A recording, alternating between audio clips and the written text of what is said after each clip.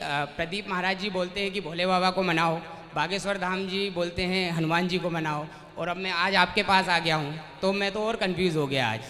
अपने आत्मा इतना गजब का ज्ञान इस अनमोल ग्रंथ में, अमर ग्रंथ में, गीता जी में, और ये नकली श्री कृष्ण जी ने सुप्रीम पावर बताते। श्री कृष्ण जी का था कि इसमें उल्लेख हो ना, गीता में की तो पूजा की विधि भी नहीं है, उसका कोई जिक्र भी नहीं है, सिर्फ 3 गुण बता दिए, रजगुण ब्रह्मा, सतगुण विष्णु, तमगुण शिव। अब गीता ज्ञानदाता कौन है? ये ब्रह्म है। ये ऐसे अलौकिक कर्म करता है, किसी के अंदर प्रवेश करके अपना ज्ञान दे देता है। नमस्कार दर्शकों, स्वागत है आप सबका हमारी आज की फिर से नई वीडियो में। दोस्तों, आज हम फिर से लेके आए हैं आध्यात्मिक ज्ञान चर्चा। दो संतों के बीच में, एक तरफ है अनिरुद्धाचार्य जी महाराज, दूसरी तरफ है संत रामपाल जी महाराज। दोस्तों, वीडियो छोड़ के बिल्कुल नहीं जाइएगा, क्योंकि आज की वीडियो बहुत ही महत्वपूर्ण होने वाली है। क्योंकि हर कोई इंसान भक्ति करना चाहता है, हर एक के आत्मा में कसक रहती है कि हम भी भगवान की पूजा करें, हम भी भगवान को माने।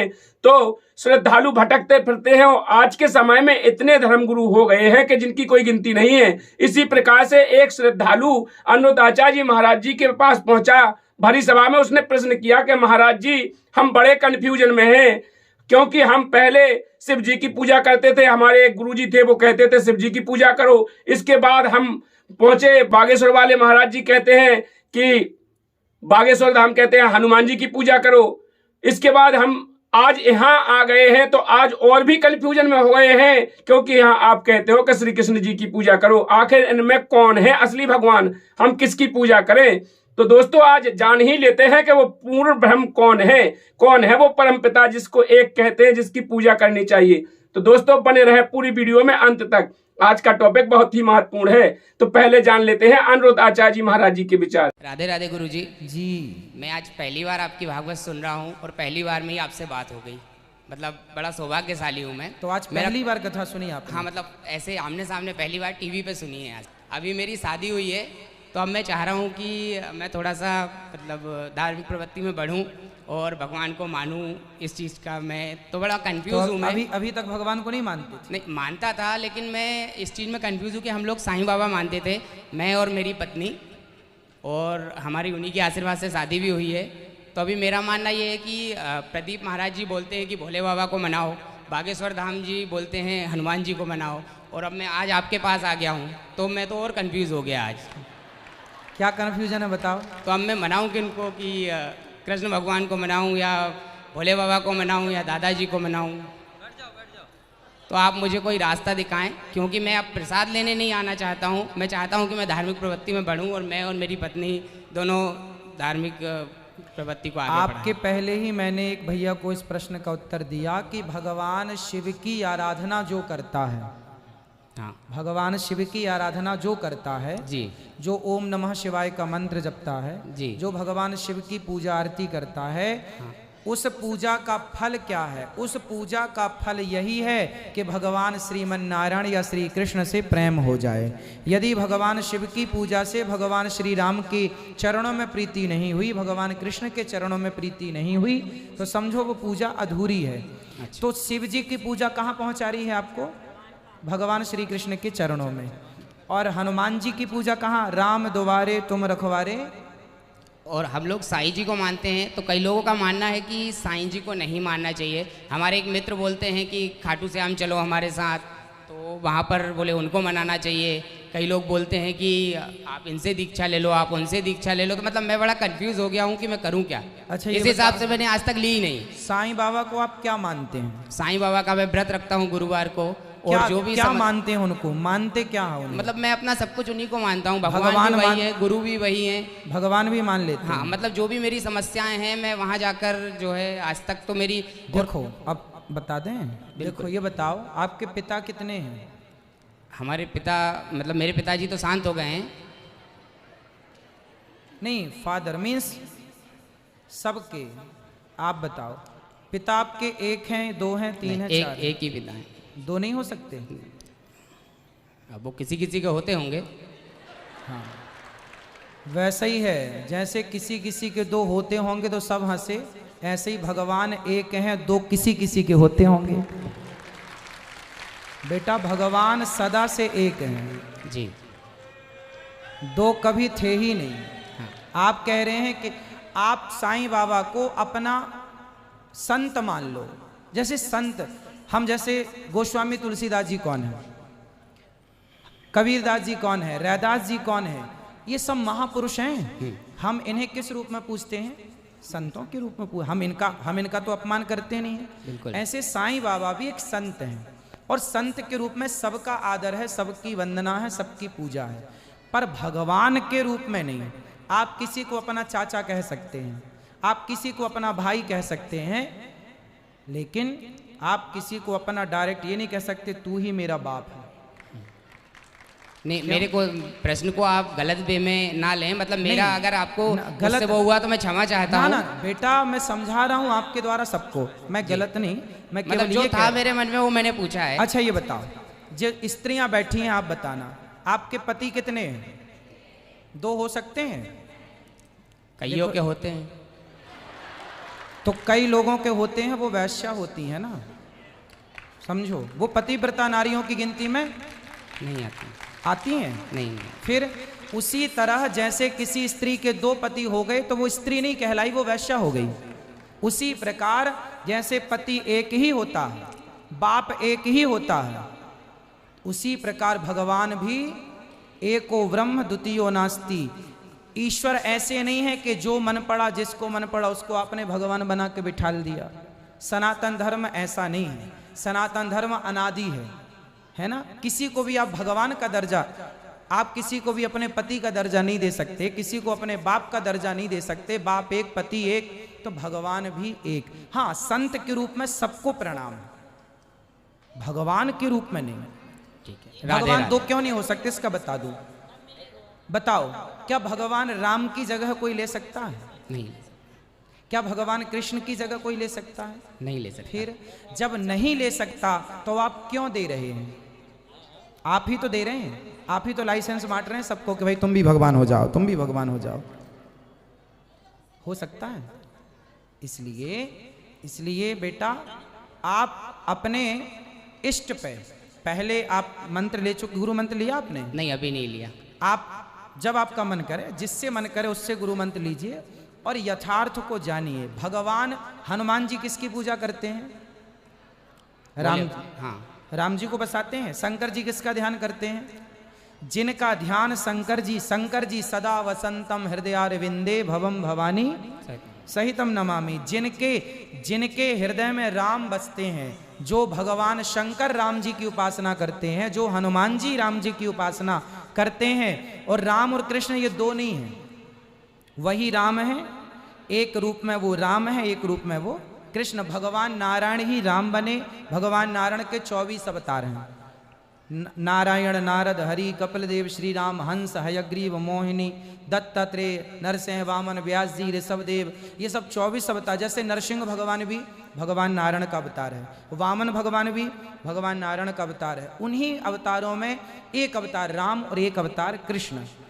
तो भगवान की पूजा की जाए। भगवान किसे कहते हैं? बिनु पग चलहि सुनहि बिनु काना, कर बिनु कर्म करहि विधि नाना, ऐश्वर्यस्य समग्रस्य धर्मस्य यशश्री। भगवान के बारे में परिभाषित सब क्या? अच्छा बताओ, क्या सब प्रधानमंत्री हो सकते हैं? नहीं हो सकता। नहीं हो सकते। सब भगवान कैसे हो जाएंगे बताओ? सब राष्ट्रपति हो जाएंगे? फिर भगवान सब कैसे हो गए? आपसे सवाल है, अब सब भगवान कैसे हो गए? अब बताओ भगवान कितने हैं? मतलब मुझे जो क्वेश्चन था वही मैंने आपसे किया। अब जैसे भोले बाबा भी भगवान है, हाँ, श्री राम जी भी भगवान है, कृष्ण जी भी बताए भगवान है। तो हमने बता तो दिया कि वो एक ही है। वो क्या है? देखो, बिजली कितनी होती है? एक। बिजली एक होती है, पर एक बिजली को 3 भागों में डिवाइड किया जाता है, जिसे 3 फेस कहते हैं। 3 फेस में क्या है? एक ही बिजली दौड़ रही है। 3 फेस क्यों बनाए गए? यदि 3 फेस ना होते, 3 फेस इसलिए बनाए गए कि ये मोटर चले, ये मशीन चले, ये यदि 3 फेस नहीं होता तो आप डायरेक्ट लाइट से, जो डायरेक्ट पावर दौड़ रहा उसमें से आप चला लो एसी, चलेगा ही नहीं भाई। चीज़ों को चलाने के लिए 3 फेस चाहिए कि नहीं? हाँ या ना? हाँ। उसी प्रकार जैसे एसी पंखा कूलर चलाने के लिए 3 फेस का कनेक्शन चाहिए ही चाहिए, उसी प्रकार से उस एक परमात्मा को व्यवस्था करनी थी, तो वो एक 3 भागों में डिवाइड हो गए। वैसे जैसे एक बिजली 3 भागों में डिवाइड हो गई, 3 फेस बन गई, उसी प्रकार वो एक नारायण ब्रह्मा बन गए। बोलो ब्रह्मा। ब्रह्मा, दूसरे बन गए विष्णु, विष्णु, तीसरे बन गए शिव। शिव। ये तीनों एक ही तत्व हैं, तीनों व्यवस्था। ब्रह्मा जी सृष्टि उत्पन्न करते हैं, विष्णु जी पालन करते हैं और शंकर जी संहार करते हैं। एक नारायण, एक पावर, एक से 3 डिवाइड हो गए ताकि व्यवस्था कर सकें। सृष्टि उत्पन्न, पालन, संहार एक ही है, अलग अलग। जी गुरु जी, राधे राधे। अब तो दोस्तों, ये थे अनिरुद्धाचार्य जी महाराज जी के विचार। अब जानते हैं संत रामपाल जी महाराज जी के विचार। तत्ब्रह्म कौन, अभी आपको बताया था। अब देखिएगा गीता अध्याय नंबर 7 के 29 को पढ़ते हैं। ये देखिए, श्रीमद् भगवत गीता अध्याय नंबर 7 का और ये श्लोक नंबर 29 यहां पर है। हम संस्कृत पढ़ेंगे, आराम से समझ लेंगे। जरा मरण मोक्षाय, जरा माने वृद्ध अवस्था, मरण माने मृत्यु, मोक्ष माने छुटकारे के लिए, माम आश्रित यतंती ये ते ब्रह्म तत्विदु कर्षणम अध्यात्म कर्म चाखिलम। इसका अर्थ बनता है कि मेरे इस ज्ञान को आश्रय कर लेगा, जो मैंने ज्ञान दिया है कि अर्जुन तत्वदर्शी संत की खोज कर ले उस परमात्म तत्व को, परमात्मा को समझने के लिए, जहां जाने के बाद फिर लौटकर कभी जन्म मृत्यु नहीं होगी, इस परम शांति प्राप्त होगी। जो मेरे इस ज्ञान को आश्रित कर लेता है और जो केवल जरा और मरण से छूटने का जो प्रयत्न कर रहे हैं, वो तत्परम से परिचित हो चुके हैं और सारे दातम ज्ञान से और सभी कर्मों से परिचित हैं। केवल वही उस जरा और मरण से छूटने के लिए प्रयत्नशील हैं, संसार की किसी वस्तु की इच्छा नहीं रखते। तब 8वें अध्याय के प्रथम मंत्र में अर्जुन ने पूछा, फिर किम तत्परम, वो तत्परम क्या है? 8वें अध्याय के 3रे श्लोक में गीता ज्ञानदाता ने कहा वो परम अक्षर ब्रह्म है। एक सरब्रह्म, 21 ब्रह्मांड का स्वामी, इसको सरपुरुष कहो, सरब्रह्म कहो। फिर अक्षर ब्रह्म, उसको अक्षर पुरुष कहो, अक्षर ब्रह्म कहो, वो 7 संग ब्रह्मांड का स्वामी, अभी आपको दिखा था। और वो उत्तम पुरुष तू अन्य परमात्मा इति उदाहरते, 15वें अध्याय के 17वें श्लोक में, या गीता अध्याय नंबर 8 के श्लोक नंबर 3 में कहा कि वो परम अक्षर ब्रह्म है। अब गीता ज्ञानदाता कहता है मेरी साधना करेगा तो मुझे प्राप्त होगा, जन्म मृत्यु तेरी भी रहेगी, मेरी भी रहेगी। और उस तत्वदर्शी संत की खोज करके उस परम अक्षर ब्रह्म की साधना करेगा, उसको प्राप्त हो जाएगा, फिर कभी तेरी जन्म मृत्यु नहीं होगी। इतना सा ज्ञान है इस पूरी गीता जी में। अब देखिएगा, हम पढ़ रहे अध्याय नंबर 7 का और मंत्र नंबर 29। ये तो दास ने आपको संस्कृत से अनुवाद किया है। अब देखिएगा इनका अनुवाद। जो मेरे शरण होकर जरा और मरण से छूटने के लिए यत्न करते हैं। जरा माने नहीं लिखे उन्होंने, क्या होता है? जरा माने बुढ़ापा, वृद्धावस्था का कष्ट। इस जीव के ऊपर 2 दुख हैं सबसे भारी। एक तो वृद्धावस्था, सारे अंग शिथिल हो जाते हैं, सब रोग घेर लेते हैं। और फिर मृत्यु, देख कितने अच्छे बेटे हैं, बेटियां हैं, कैसी मकान है, कोठी है, और कैसा दिल लग रहा है, 1 मिनट में मृत्यु हो जा, खा के जीवन। तो यहां इसमें बताया कि जो जरा और मरण से छूटने का जो प्रयत्न कर रहे हैं वो तत्ब्रह्म से परिचित है। यह देखो, जो मेरे शरण होकर जरा और मरण से छूटने के लिए प्रयत्न करते हैं, वे पुरुष तत्, उस ब्रह्म को, तत्ब्रह्म को, संपूर्ण दातम को तथा संपूर्ण कर्मों को जानते हैं। अब देखो, 8वें अध्याय के प्रथम मंत्र में अर्जुन ने पूछा, किम तत्ब्रह्म, किम अध्यात्म, किम कर्म पुरुषोत्तम, अधिभूतम च किम प्रोक्तम, अधिदेवम किम उच्यते। इसमें पूछा कि वह ब्रह्म क्या है, वो तत्ब्रह्म के है। अब गीता ज्ञानदाता ने 8वें अध्याय के 3रे श्लोक में बताया। 8वें अध्याय के 3रे श्लोक में वो परम अक्षर ब्रह्म है। अपने आत्मा इतना गजब का ज्ञान इस अनमोल ग्रंथ में, अमर ग्रंथ में, गीता जी में। और ये नकली श्री कृष्ण जी ने सुप्रीम पावर बताते, श्री कृष्ण जी का था कि इसमें उल्लेख हो ना, गीता में की तो पूजा की विधि भी नहीं है, उसका कोई जिक्र भी नहीं है, सिर्फ 3 गुण बता दिए, रजगुण ब्रह्मा, सतगुण विष्णु, तमगुण शिव। अब गीता ज्ञानदाता कौन है? ये ब्रह्म है। ये ऐसे अलौकिक कर्म करता है, किसी के अंदर प्रवेश करके अपना ज्ञान दे देता है। अब ये जो दास आपको बताना चाहता है कि गीता ज्ञानदाता कहता है कि मेरी भक्ति करेगा तो मुझे प्राप्त होगा। 8वें अध्याय के 5 और 7 मंत्र में, 8वें अध्याय के 8, 9, 10 में इस परम अक्षर ब्रह्म के बारे में कहा है कि उसकी भक्ति करेगा तो उसको प्राप्त होगा। सीधी सी बात है। अब देखिएगा, ये अध्याय नंबर 8 आप पढ़ रहे हैं, हमने 3 पढ़ दिया, 5 पढ़ेंगे। जो पुरुष अंत काल में भी मुझ को स्मरण करता हुआ शरीर को त्याग कर जाता है, वह मेरे साथ मद भावम भावती, मद भावम याति, वो मेरे ही भाव में भावित रहता है। इसका अर्थ तो ये बनता है, इसमें कोई संशय नहीं। और 7वें में क्या कहा है?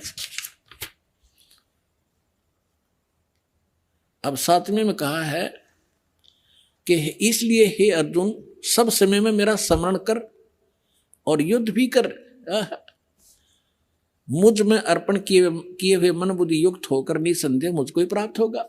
अब देखो, गीता ज्ञान दाता कह रहा है कि यदि तू मेरी भक्ति करेगा तो युद्ध करना पड़ेगा तेरे को, यहां परम शांति नहीं हो सकती, क्योंकि जहां युद्ध है वहां शांति कैसे? और युद्ध में भी स्मरण जरूरी। तो इसलिए जो हठ योग किए करते हैं, जंगल में बाहर वन में चले जाते हैं, या 2.5 घंटे सुबह 2.5 घंटे शाम को हठ योग करते हैं, ये गीता और वेदों विरुद्ध है और सच्चिदानंद घन ब्रह्म की वाणी के विरुद्ध है। सच्चिदानंद घन ब्रह्म की वाणी में उस तत्व ज्ञान में लिखा है, नाम उठत नाम बैठत नाम सोत जागवे, नाम खाते नाम पीते नाम सेती लागवे। यही गीता में लिखा है कि तू युद्ध भी कर, मेरा स्मरण भी कर, और इसका सिमरण करते हुए अंतिम सांस तक तो मेरा सिमरण करता हुआ शरीर छोड़कर जाएगा तो मुझे प्राप्त होगा। अपना नाम, अपना मंत्र क्या बताता है देखिएगा, गीता अध्याय नंबर 8 के श्लोक नंबर अब 13 में गीता ज्ञानदाता कहता है, ओम इति एकाक्षरम ब्रह्म व्यवहरण माम अनुसमरण, यह प्रयाति तदंदेहम सयाति परमाम गतिम। मुझ ब्रह्म का, माम ब्रह्म, मुझ ब्रह्म का केवल ये ओम, यह एक अक्षर है, नथिंग एल्स। ये ओम अक्षर है, ये ओम, ओम, ये एक ओम अक्षर है। और सुमन करके, उच्चारण करके सुमन करने का, और यह प्रयाति तदंदेहम, जो इसका सिमरण करता हुआ शरीर छोड़कर जाता, सयाति परमाम गतिम, वो इस ओम से मिलने वाली परम गति को प्राप्त करेगा, परम गति को। अब ओम से मिलने वाली परम गति कौन सी है? ब्रह्मलोक, क्योंकि ब्रह्म का मंत्र है ओम। ओम के जाप से ब्रह्मलोक प्राप्त होगा, और ब्रह्मलोक में गए हुए प्राणी भी पुनरावृत्ति में 8वें अध्याय के 16वें श्लोक में लिखा, ये देखिएगा 8वें अध्याय के ये 16वें श्लोक में कि हे अर्जुन, ब्रह्मलोक पर्यंत भी सब लोग पुनरावृत्ति में है कि ब्रह्मलोक में गए हुए का भी जन्म मृत्यु होता है। इन्होंने इस मार्ग का अनुवाद थोड़ा गलत किया है, ये फिर समझाएंगे, अब टाइम नहीं है। अब जो दास आपको समझाना चाहता है कि गीता ज्ञान दाता अपना मंत्र ओम बताता है, और अपने उससे मिलने वाली परम गति क्या है? ब्रह्मलोक। ब्रह्मलोक में गए हुए फिर पुनर्वृत्ति जन्म मृत्यु में आते हैं, और अपनी स्थिति बताता है दूसरे अध्याय के 12वें श्लोक में, 10वें अध्याय के दूसरे श्लोक में, चौथे अध्याय के 5 और 9 श्लोक में कि अर्जुन, तेरे और मेरे बहुत जन्म हो चुके हैं और आगे भी होंगे। ये ना समझना तू नहीं जानता, मैं जानता हूं। इसलिए उसने कहा कि 18वें अध्याय के 62वें श्लोक में कि तू सर्वभाव से उस परमेश्वर की शरण में जा, उसकी कृपा से तू परम शांति को और सनातन परम धाम को प्राप्त होगा। अब उसका मंत्र कौन सा है? उस परमात्मा की भक्ति, परम अक्षर ब्रह्म की साधना करने का ओम तत्सत। 17वें अध्याय का 23वां श्लोक, फिर से आइए, ये 17वां अध्याय श्रीमद् भगवत गीता, अब ये 17वां अध्याय 17वें का 23वां श्लोक है। ओम तत्सत इति निर्देश है ब्रह्मण है त्रिविध है समर्थ है। ब्राह्मणा तेन वेदा च यज्ञा विहिता पुरा। ओम ओम तत् तत् सत सत, ऐसे यह 3 प्रकार का सच्चिदानंद घन ब्रह्म, उस परम अक्षर ब्रह्म का मंत्र कहा है। अब सच्चिदानंद घन ब्रह्म परम अक्षर ब्रह्म का मंत्र ओम तत् सत, उसको पाने का। ओम तो पुण्यात्मा सीधा है ब्रह्म अक्षर पुरुष का, और जो तत् है वो अक्षर पुरुष का, वो सांकेतिक कोड वर्ड दास के पास है, इस पृथ्वी विश्व में किसी के पास नहीं। और सत है ये परम अक्षर ब्रह्म का, ये भी कोड वर्ड है, सांकेतिक शब्द है। ओम और तत् जो सांकेतिक शब्द है वो दोनों मिलकर ये सतनाम बनता है 2 अक्षर का। और जिसका भी आज तक मोक्ष हुआ उन महापुरुषों ने इस सतनाम का जाप किया है। और जो सत है वो सारनाम की तरफ संकेत है, वो भी कोई अन्य मंत्र है जो भक्तों को प्राप्त हो चुके हैं, उनको खूब ज्ञान है। अब 8वें अध्याय के 8, 9, 10 श्लोक, 3 श्लोकों में गीता ज्ञानदाता उस परम अक्षर ब्रह्म की साधना के लिए कहता, उसकी भक्ति करेगा उसको प्राप्त होगा, मेरी करेगा मुझे प्राप्त होगा, मुझे मेरी भक्ति करेगा जन्म मृत्यु तेरी भी रहेगी मेरी भी रहेगी, सनातन परम धाम नहीं प्राप्त हो सकता, परम शांति नहीं हो सकती, वो स्थान प्राप्त नहीं हो सकता जहाँ जाने के बाद फिर लौटकर कभी संसार बन जाते, और उसके बगैर पूर्ण मोक्ष नहीं हो सकता, परम शांति नहीं हो सकती, और ये जन्म मरण का कष्ट मिट नहीं सकता। अब देखिएगा श्रीमद् भगवत गीता 8वें अध्याय का 8, 9, 10 आपको रूबरू करते हैं। अध्याय नंबर 8 का, और यहां से शुरू करेंगे। यहां तक तो ये इसने अपना बता दिया है कि हे अर्जुन, 7वें तक तो कि अर्जुन, इसलिए हे अर्जुन सब समय में मेरा स्मरण कर और युद्ध भी कर, इस प्रकार मुझ में अर्पण किए हुए मन भाव से युक्त होकर निसंदेह मुझको प्राप्त होगा। और फिर 8वें में क्या कहा है, अब अभ्यास योग युक्तेन चेतसा न अन्य गामिना परमं पुरुषम दिव्यम याति पार्थ अनुचिंतन। यहां देखिए, हे पार्थ यह नियम है कि परमेश्वर के, ओहो देखो पुण्यात्माओं, डेफिनेशन ऑफ गॉड भी आज तक हमें प्राप्त नहीं बता सके हमारे नकली गुरु। ईश ये सरपुरुष है, ईश्वर ये अक्षर पुरुष है, और परमेश्वर इन सबसे उत्तम परमेश्वर वो सच्चिदानंद घन ब्रह्म, वो परम अक्षर ब्रह्म है।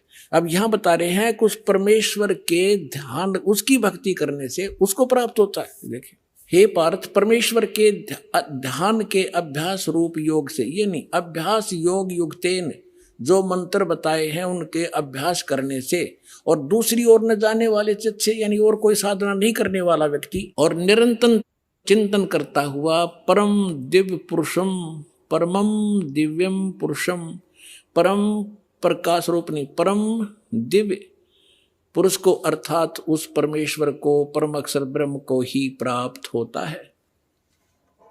अब देखना 9वें में क्या कहा है।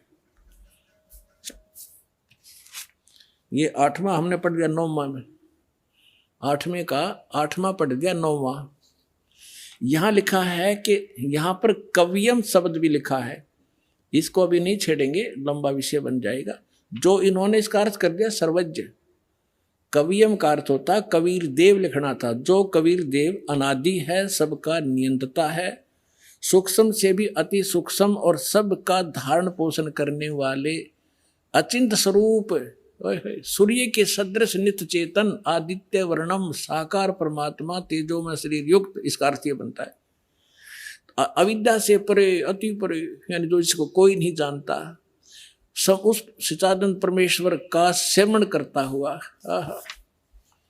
और 10वां श्लोक 8वें अध्याय का, करता हुआ वह भक्ति युक्त पुरुष साधक अंत काल में योग बल से, योग माने साधना की शक्ति से, बिरकुटी के मध्यम में प्राणों को अच्छी प्रकार स्थापित करके फिर निश्चल मन से उस 3 मंत्र के जाप का स्मरण करता हुआ उस दिव्यम परमम पुरुषम, परम अक्षर ब्रह्म को, दिव्य रूप परम पुरुष को, गीता ज्ञान दाता से अन्य जो परम अक्षर ब्रह्म है उसको ही प्राप्त होता है।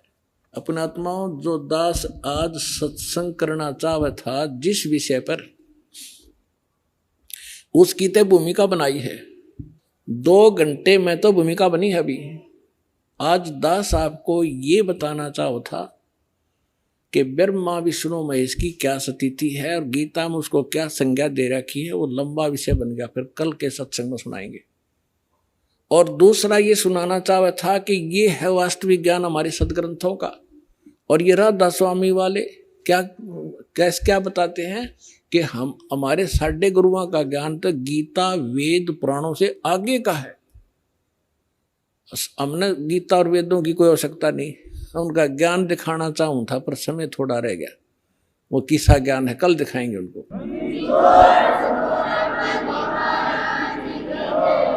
आप सुन रहे थे जगत गुरु तत्वदर्शी संत रामपाल जी महाराज जी के मंगल प्रवचन। अधिक जानकारी के लिए विजिट कीजिए हमारी वेबसाइट www.jagatgururampalji.org। संत रामपाल जी महाराज जी के शुभ आशीर्वाद से पूरे विश्व भर में 500 से भी ज्यादा नाम दीक्षा केंद्र हैं, जिन पर संत रामपाल जी महाराज जी द्वारा ऑनलाइन निशुल्क नाम दीक्षा दी जा रही है। अपने नजदीकी नाम दीक्षा केंद्र का पता करने के लिए संपर्क करें 8222880541। तो दोस्तों, आपने दोनों संतों के विचार तो जान ही लिए हैं। कमेंट बॉक्स में कमेंट करके अपनी राय जरूर दें, कौन से संत सही बता रहे हैं, कौन से गलत बता रहे हैं। क्योंकि आज के समय में सही भगवान जानने के लिए ही दुनिया भटक रही है। तो आज का इतना ही, फिर मिलते हैं नेक्स्ट वीडियो में। तब तक के लिए नमस्कार, जय हिंद।